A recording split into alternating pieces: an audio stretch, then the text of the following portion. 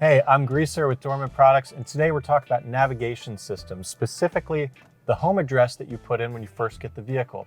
If you think about it, there's no real reason to put your actual home address in, and I'm going to tell you why. What I would recommend instead is using a gas station up the street, maybe another house nearby, where you know the rest of the way to your home, but that information is not in the system. So let's say your car gets stolen.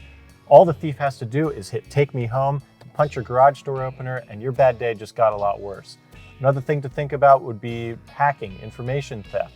There are ways of breaking into these systems and stealing information from them, and having a home address is one of the most valuable things that a hacker might be able to find in your car.